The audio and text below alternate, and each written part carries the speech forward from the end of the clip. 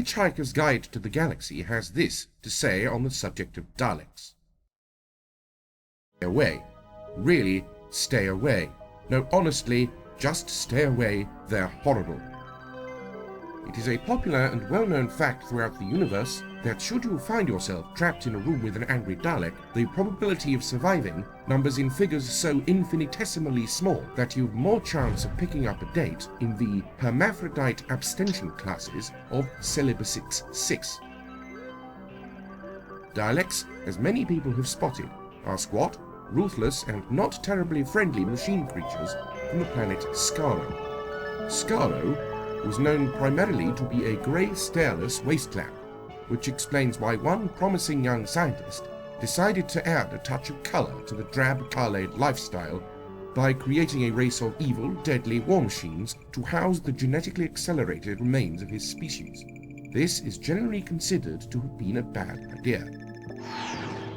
Davros, as this scientist was known, enjoyed a stratospheric existence in Khaled society, when his original planned career as a footballer was cut short, like his legs, by a 20-megaton explosive. Davros's newfound creation ethic led to his rapid and brief flirtation with personal apotheosis. That power would set me up above the gods, said Davros, as he created the Daleks, aware that a god with no followers is rather like the inside of a closed cupboard owned by Professor Schrödinger. It doesn't exist if no one's observing it, prodding it, or otherwise forming incorrect conclusions about the nature of its existence. That didn't stop Ulan Prelupin using Davros as the central theme of his best-selling book, Why Being a God Really Stunts One's Growth.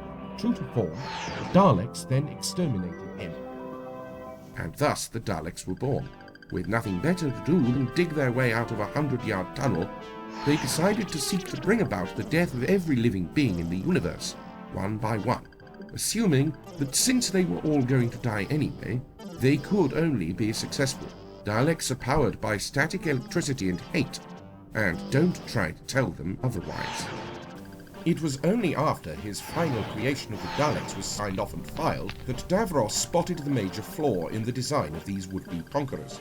Unwilling to admit that his perambulatory calculations might be slightly askew, Davros spent the next 200 years after his death trying to conceptualize a way for his galaxy-traversing warriors to navigate stairs, without resorting to the obvious solution: legs.